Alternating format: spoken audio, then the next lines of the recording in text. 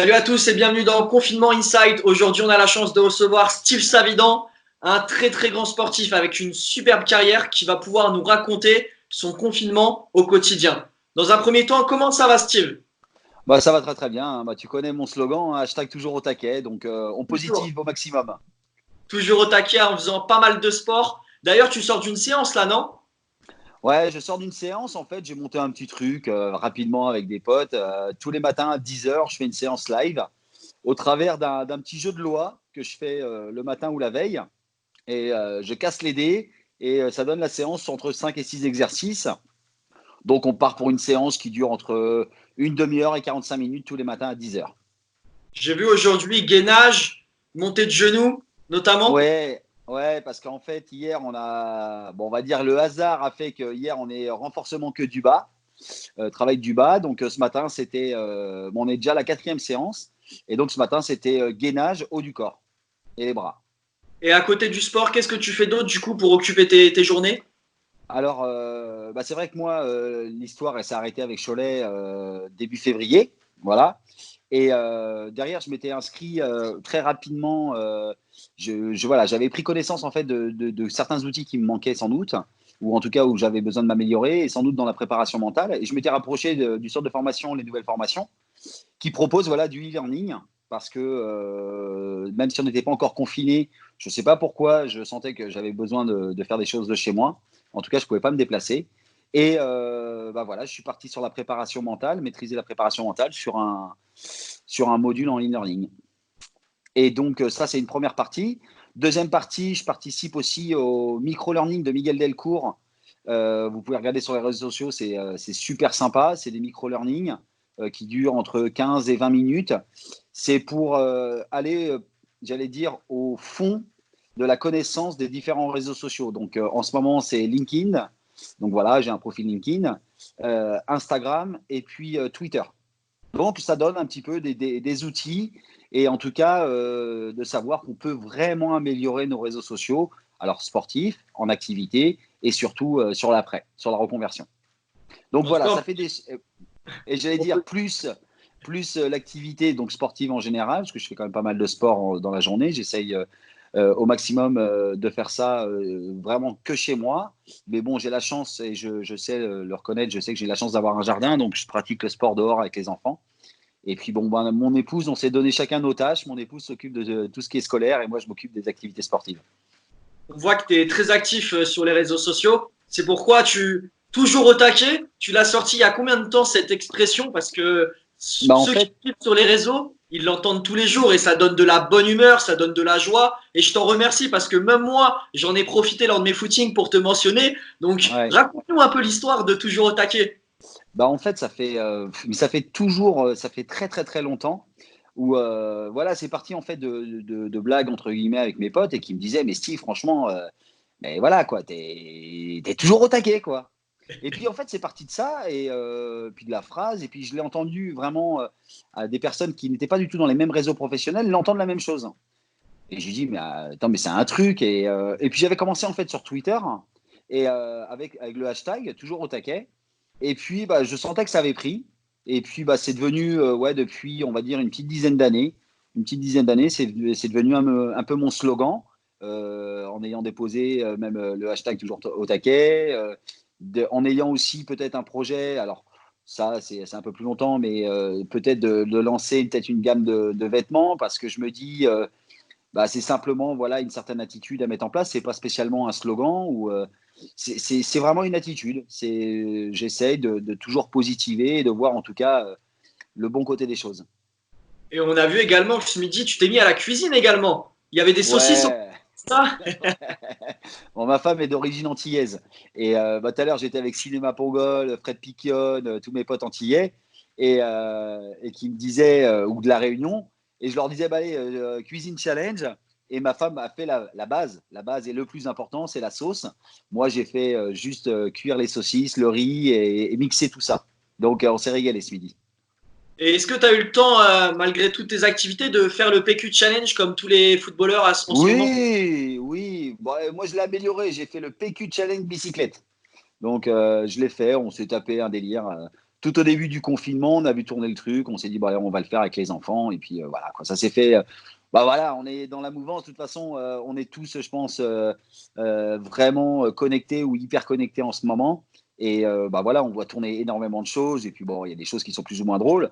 Mais en fait, je trouve que ce confinement, en tout cas sur la partie sport et sportif, je trouve que ça y est, on voit les joueurs de foot communiquer, ou en tout cas même les sportifs, mais je cible vraiment sur les joueurs de foot, qui prennent un peu conscience quand même qu'ils ont une communauté autour d'eux.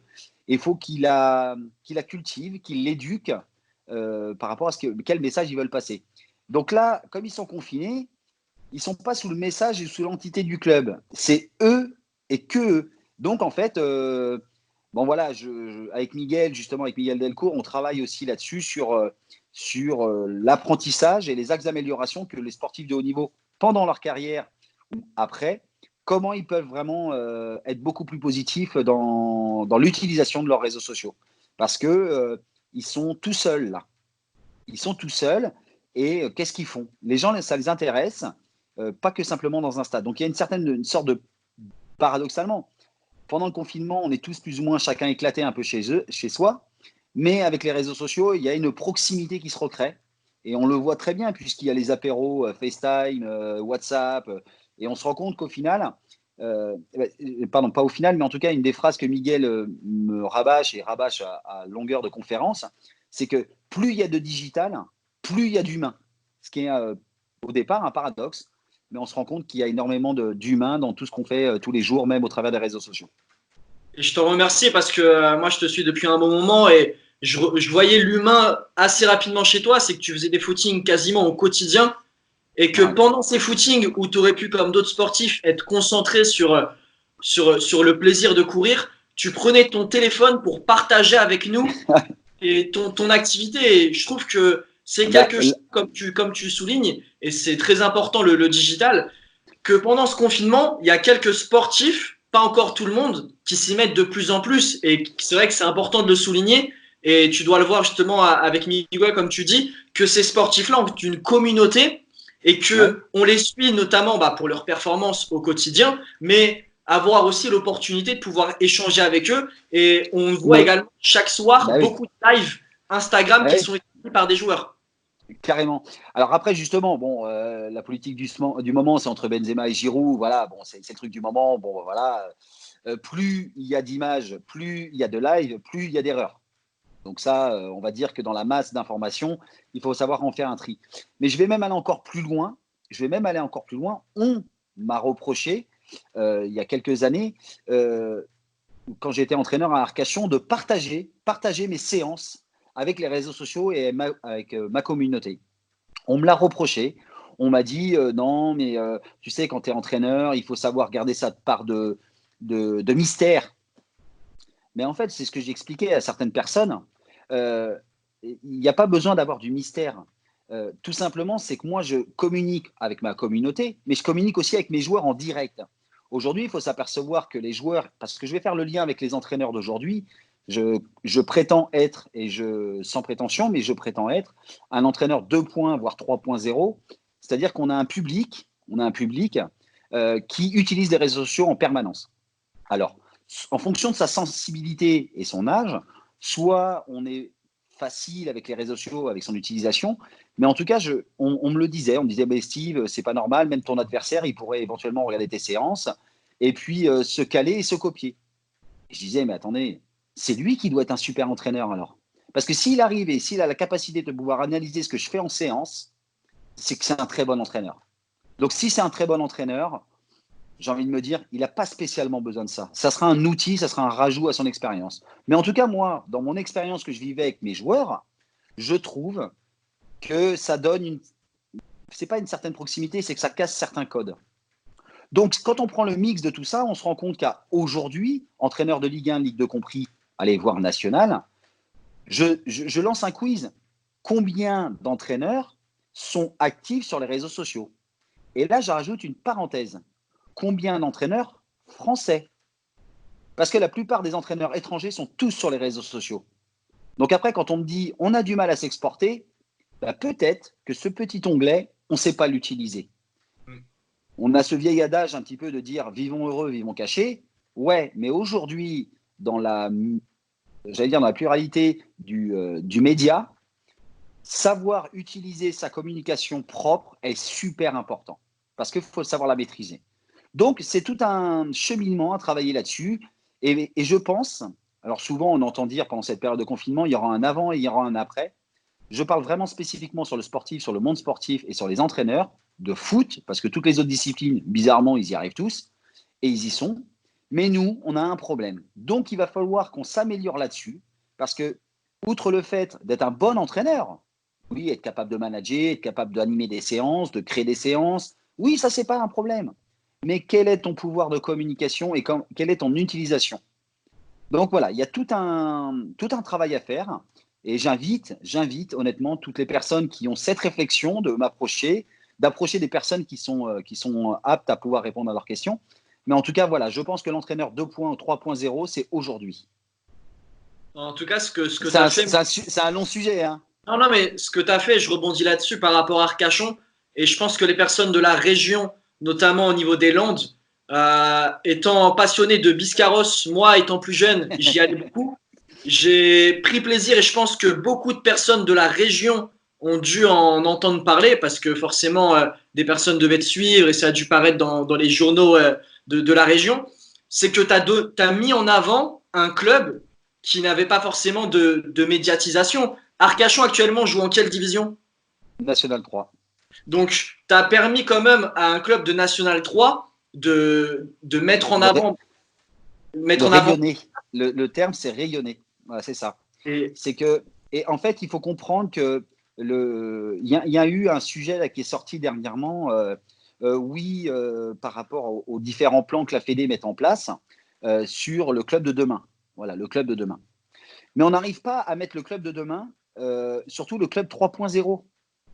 Il y a énormément de forces vives au sein des clubs. Des gamins qui sont en U16, des gamins qui sont en U17, qui sont capables de faire des montages vidéo, parce qu'ils ont des chaînes YouTube. Ils sont capables d'utiliser des réseaux sociaux. Ils sont capables de faire, même s'ils n'ont pas en études de commerce, de faire de la vente. La vente, je parle du produit club, de faire du design pour éventuellement le logo.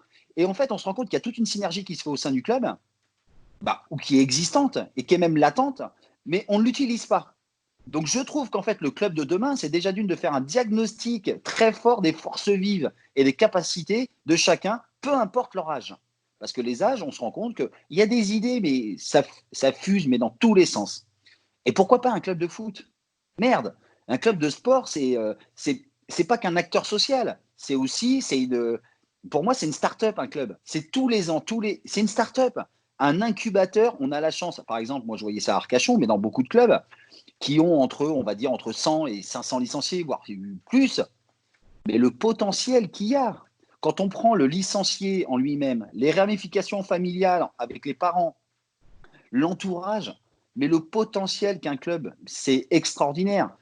Donc moi, j'invite vraiment tout le monde à se pencher vraiment là-dessus, parce que les temps vont être durs pour les clubs. Il va falloir créer de nouvelles ressources financières, structurelles et humaines, les trois piliers d'un club. Il va falloir pas se creuser la tête. En fait, ouvrir les choses, décloisonner, péter les cloisons. Voilà, on est là pour un monde de compétition, on est là pour faire une pratique, très bien.